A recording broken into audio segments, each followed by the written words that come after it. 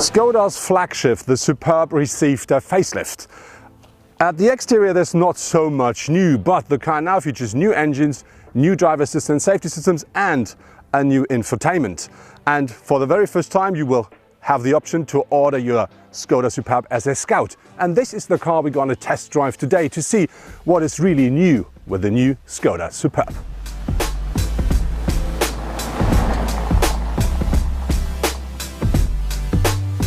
Of course, the Skoda Superb is as practical as its predecessor. So it does feature big compartments in the door. It does feature here these cup holders in the center console. It does feature a big compartment beneath the armrest, which is cooled if you want. And on top of this, yes, you do find all the Simply Clever stuff, like the clip here for the ticket, or yes, of course, the ice scratcher beneath the lid of the tank. And yes, of course, as the predecessor, umbrellas in the door.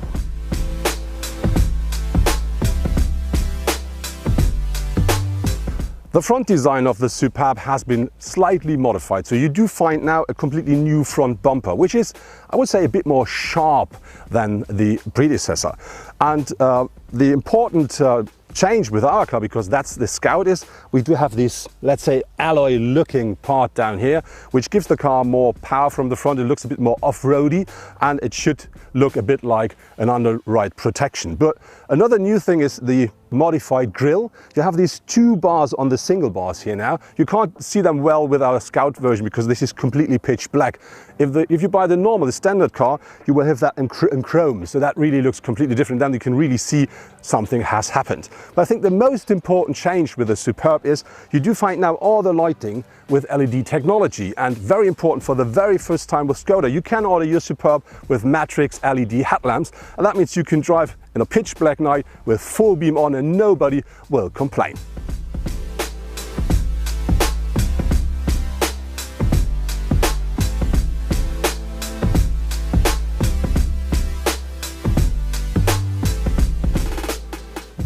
Something you absolutely do not have to complain about with the Skoda Superb is space, because here at the front seats, as a driver or co-driver, you really do sit comfortably. You have plenty of space. Even me, as a tall person, I'm nearly 2 meters tall, I do sit perfectly in the car. I can adjust everything the way I want.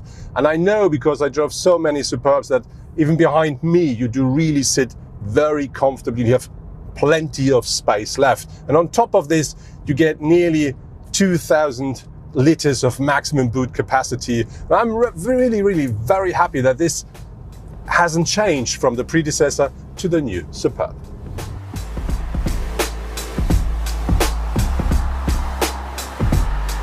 There is a difference between the Skoda Superb as the Scout and the standard Superb, which is the Scout features 15 mm more ground clearance. You can have an, let's say, off-road package for the standard Superb, which gives you 10 mm, so the real difference you can buy with the Scout is only 5 mm at the end. But when we look at the rear of the car, the first thing you see is we do not find the Skoda logo anymore. You do now find the Skoda signature here, quite prominent, quite big. This is something we saw very first time at the, I think, Scala it was. When you look at the rest of the rear of the car, of course, the car do feature a new bumper as well, as we saw at the front.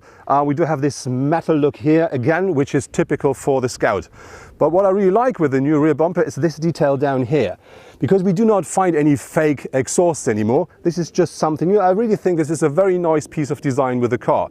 And important with the Scout, with the Superb now, is the car now features LED technology with the taillights as well. But what has not changed is the boot capacity of the Skoda Superb.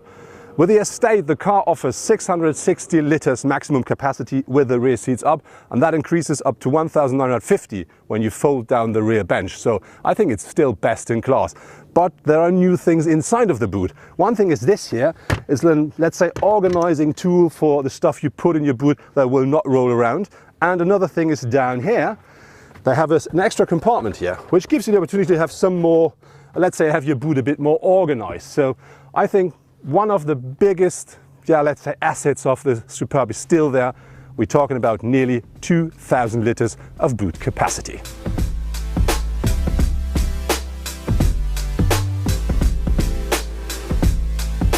The Skoda Superb Scout comes really very well equipped. So for instance, it comes as standard with a heated leather steering wheel with heated front seats and many other things more.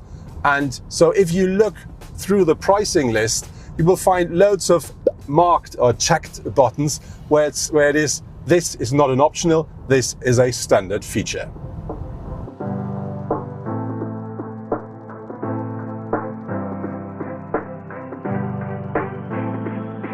The Skoda Superb comes as standard with an 8-inch touchscreen here at the center console for the infotainment. But if you want, you can have a lot more. As an optional feature, you can order a full digital cockpit, 10.25 inch of a screen, and that features different modes. You can have a fully card, or you can have a sports mode. And interesting here is they did it as they did with the Passat as Volkswagen. You have extra informations right and left of this display, which makes the display look even bigger than it is. The only downside for me here is I'm not a big fan of the temperature and fuel tank information you get left and right, because I don't like the design so much, but that's maybe just my personal opinion. And if you want, you can also have a much bigger screen here at the center. You can have up to 9.2 inch, and that car then is fully connected, so you're always on, and you can then have all the traffic information live. You can have, let's say, fuel pricing, parking information, all this stuff on time in your car. And on top of this, this top system then features gesture control as well. And when you come close to it, it also gives you the sensor also it's recognizing your hands. So then extra buttons, they just pop up. A downside with this system for me is it doesn't feature direct buttons. So you can't just say, I'm getting close with my hand and I want to go to the sat-nav. You always have to go back to the menu or the home button, and then you can choose what you want. This is for me the only real downside with it.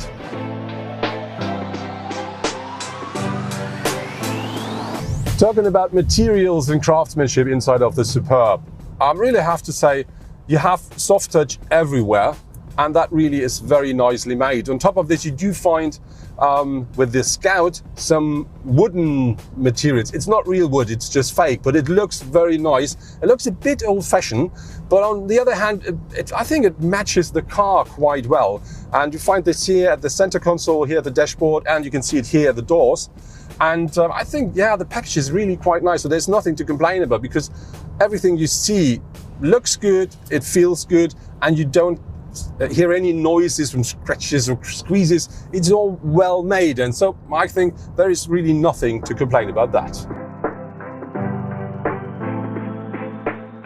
One important notice is the matrix LED lights, they come as an optional feature for the Superb, but with the Scout they come as standard. When you look at the side of the car, the first thing you see, our car is dirty, and the reason for that is we use the gravel ground road to get into this beautiful area here, and this is the reason why there's so much dust in our car. But now let's talk about the facts and figures. This Superb Scout comes as standard on 18-inch alloys. Our car is featuring the 19-inch, and you have to pay extra 650 euros here in Germany. When you look at the side of the car, nothing really has changed with the new Superb, but because we do drive the Scout, we do have these claddings here at the wheel arches and at the side of the car, and you have seen the front already, and you will find something similar at the rear. And important, because this is a Scout, you will find the Scout signature here, and you have these alloy-looking rear-view mirror caps, and of course the roof rails have the same option, or same optic. When we look at the whole size of the car, the length of the car has changed only slightly. This is about 6 millimeters with the Combi version, and it's about 8 millimeters with the normal limousine. But this is only because of the new bumper. So the wheelbase and all this stuff, everything is the same. It's the same with the height and the same with the width of the car. So nothing really has changed here.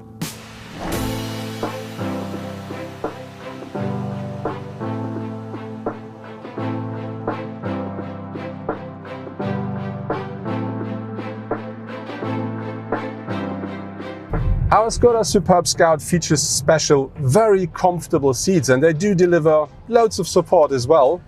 And when you see the headrest, you can really adjust it the way you want, even if you're a tall person like I am. So you really do sit very comfortably and nice in the car. And on top of this, you get this Scout stitching inside of the seats, which underlines the impression that the whole car should deliver. And so I have to say, yeah, this is something you can feel very comfortable even on long trips.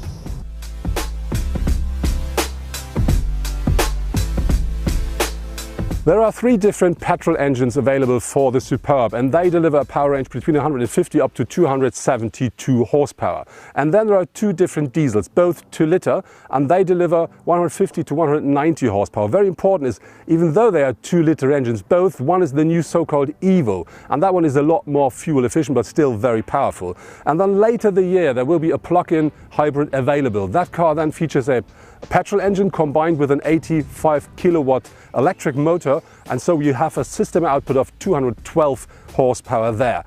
Important with the car is then with this hybrid, you can drive up to 55 kilometers purely electric through the city, so very, very nice and very environmentally friendly.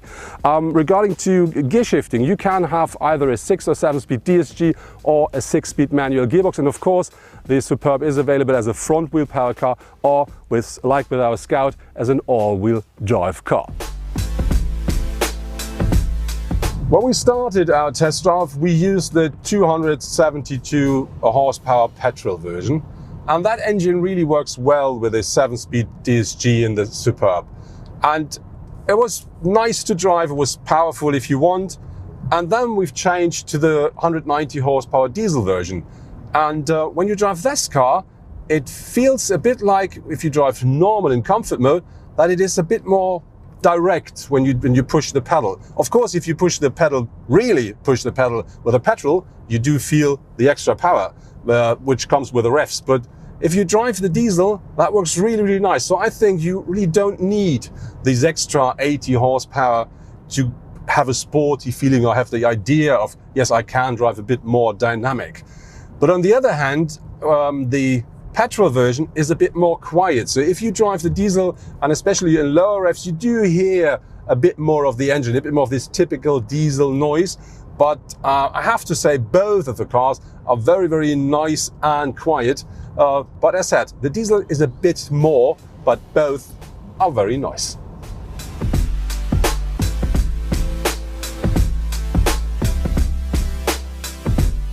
The Skoda Superb features as standard when we talk about driver assistance safety systems, for instance, a city emergency brake system, and it does feature a cruise control, and it does feature park sensors front and rear, all as standard. But you can of course order a lot more. And there's some interesting things like an adaptive cruise control, lane keeping, active lane keeping system, and if you want traffic sign recognition. And if you want, it also offers predicted driving, which means the car then uses all its systems combined, like the front camera, the radar, the sat-nav, the lane assist, the traffic sign recognition, and so on. And then it does work completely autonomously. So that means that if you drive with the cruise control activated on the motorway, the car knows, because of the camera and the sat-nav, that there will be a speed limit, and so it will automatically reduce the speed to the limit when you reach the sign. So you will never have any problems with speeding. It will then, whenever you're allowed to drive quicker, accelerate automatically as well. The only downside here is it will only start with it after the sign. And that is something where from time to time say that's a bit too slow, the reaction. So I do override it with my pedal. But it really works very nice and smooth. And important is, because it works with a sat-nav, the car also knows there will be a very tight bend, so I have to reduce the speed. There maybe is a roundabout, so I have to reduce speed. Or you just want to turn, and the car will know this because of your route in the sat-nav. And then it will reduce, or let's say adapt the speed as well. And that brings you to the point where you, for instance, did what I did. You drive a long distance on the motorway, you really don't have to use your right foot. You can just keep your foot off the pedal and the car will do the rest, and you can do this for a very long trip, and you can then just say the car is doing your job.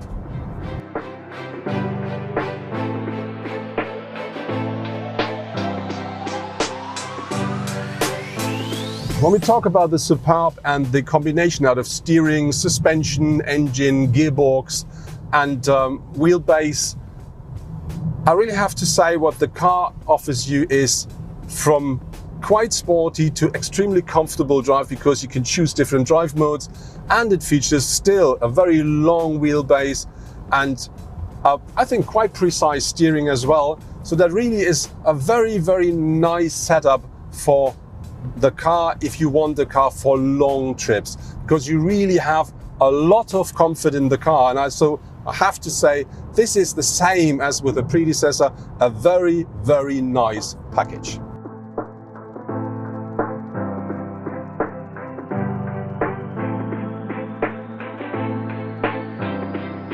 I really do like the interior of the Superb a lot, but what I don't like so much is the ceiling, because I'm not a big fan of the color. It is well made, it looks nice, but I think the color gives it an impression of being a bit, cheap. I think cheap is the word. And but you have to know, you don't need to order this. You can also have it in black. And if you order the top version of the Skoda Superb, you can order that in Alcantara as well.